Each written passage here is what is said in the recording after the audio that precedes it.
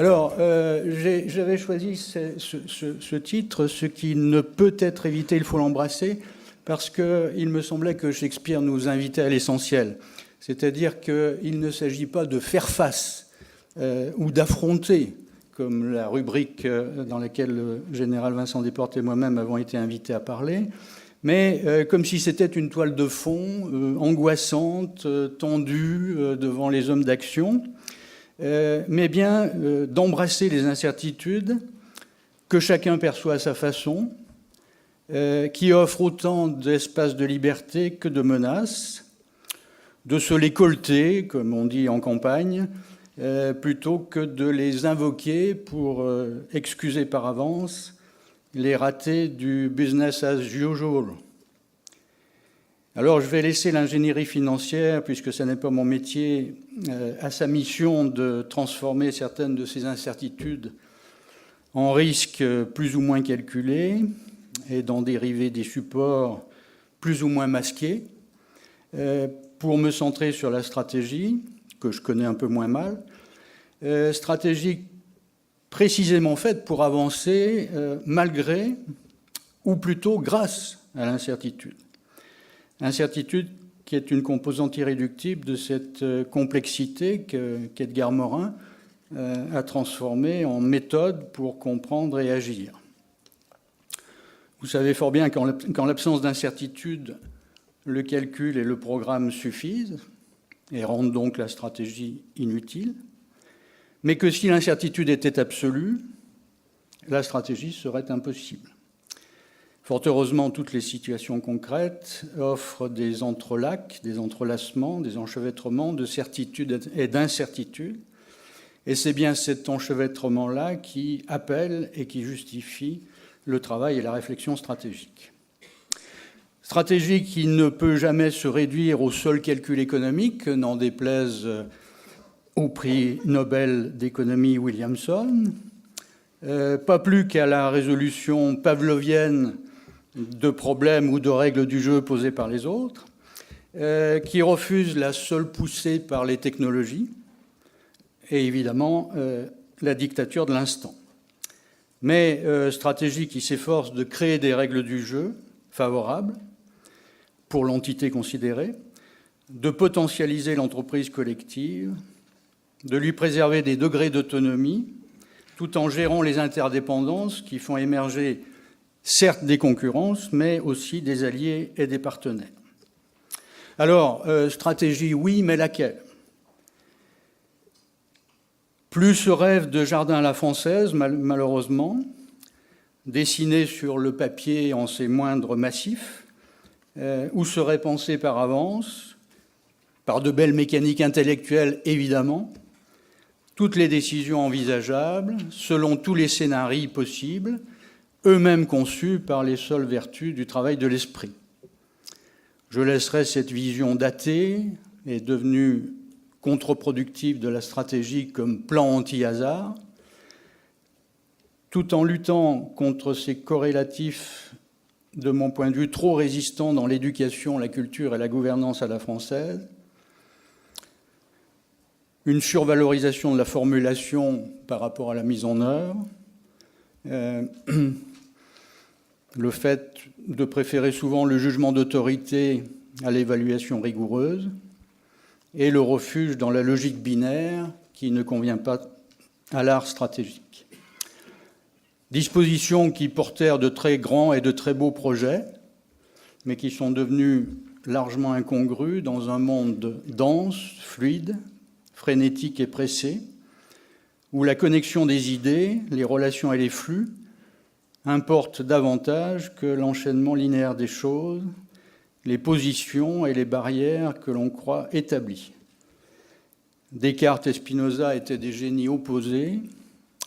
mais c'est bien ce dernier qui nous saisit par sa puissante actualité et sa pertinence, et notamment en n'oubliant pas les affects. Pas de planification donc, mais une conception pragmatique et heuristique de la stratégie, telle que viennent de la synthétiser le père du knowledge management, le grand Nonaka, associé, ce qui est assez piquant, à un ancien garde rouge de Mao Tse-tung, devenu professeur de stratégie dans une honorable université britannique. La stratégie qu'ils appellent 6C, ce sont de grands communicants, est vue comme contingente, cheminante, continuée, co-créative, collective et courageuse. Alors je voudrais souligner simplement, pour finir rapidement, 3 points de rencontre majeurs avec mes propres convictions formées au fil de ces 45 années de recherche et d'expériences multiples en stratégie d'entreprise. Au premier chef, le caractère capital du contexte, des situations, des lieux et des moments, de la singularité et du sur-mesure contre l'idéologie du management hors sol, contre les règles universelles de la stratégie, du prêt-à-penser des meilleures pratiques, qui sont en général celles des plus forts, meilleures pratiques qu'il suffirait d'appliquer pour réussir. Intelligence des situations en les fréquentant de façon assidue d'abord, comme le font, me semble-t-il, mieux que d'autres, les ingénieurs et les technico-commerciaux de ces fameuses moyennes entreprises allemandes ou helvétiques performantes. Mais aussi en amenant ces terrains à soi, comme le permettent aujourd'hui les ressources de l'intelligence économique, pour reprendre un vocabulaire cher à Xerfi, également en interrogeant ceux qui les travaillent de façon approfondie et qui ne sont pas nécessairement les experts économiques médiatisés. Car les cartes créent aussi les territoires et le nombre de jeux de cartes n'est pas fini. Compréhension fine des contextes pour mieux nourrir les orientations délibérées au sommet de l'entreprise avec les émergences qui se révèlent seulement dans l'action et sur le terrain. Et donc, usage sans modération du dialogue et de la dialogique qui permettent de maintenir en tension créatrice les attracteurs qui sont toujours en lutte coopération, dans lesquels le tiers inclus, loin d'être la faute de raisonnement qui vous interdit de rentrer dans une école d'ingénieurs, est indispensable à l'entretien des dynamiques. Je veux dire par là qu'il n'y a pas de stratégie pertinente et efficace aujourd'hui sans immersion dans un écosystème ou dans des écosystèmes, qu'il n'y a pas de technologie légitime et efficace sans sociologie d'acceptation, qu'il n'y a pas de facteurs sans acteurs, qu'il n'y a pas de projet sans retour d'expérience, qu'il n'y a pas de centralisation sans décentralisation, et qu'il n'y a pas d'autonomie sans interdépendance. À l'instar du skieur hors-piste qui se réjouit de voir la neige tomber, il convient de se choisir pour un temps des terrains de jeu suffisamment vastes et reliés pour évoluer souplement et plus librement, d'entretenir le déséquilibre dynamique, la godille, pour ceux d'entre vous qui pratiquent, fort différente du juste milieu à la française, ou du curseur,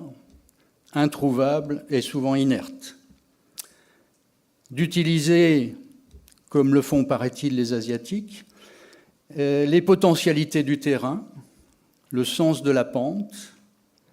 de sentir les points de catastrophe, les seuils de rupture, les franchissements irréversibles qui vous amènent sur des barres rocheuses ou au fond des crevasses. Fort heureusement pour notre futur, les jeunes générations sont friandes de sports de glisse et de hip-hop, et elles sont parfaitement à même de sentir, beaucoup mieux que nous, ce que signifie le savoir assimilé par le corps, incarné, dirait Philippe Baumard, l'apprentissage opiniâtre pour parvenir à l'efficacité, à l'efficience et à l'esthétique du geste juste, ainsi que l'émulation du travail en équipe et en réseau, dans des mondes où les flux, les relations et les connexions démultiplient rapidement la puissance d'agir. En deuxième lieu, pointer le fait que ces dialogiques sont déboussolés, sans quelques points fixes qui nécessitent une vraie politique d'entreprise, ne se réduisant pas à X% de ROE tu rechercheras. Une gouvernance légitime et des dirigeants responsables, je m'excuse d'employer ce vocabulaire, comme l'intériorisation par chacun des infranchissables ou des lignes rouges éthiques. Était-il vraiment indispensable que le remarquable parcours de Volkswagen, construit intelligemment et pas à pas ces 20 dernières années, s'expose ainsi à des milliards de dollars d'amende, de perte de capitalisation, de réputation, parce que certains, qui, comment, pourquoi, ont cru pouvoir s'en sortir par un trucage illusoire de logiciels. Belle incertitude auto-infligée.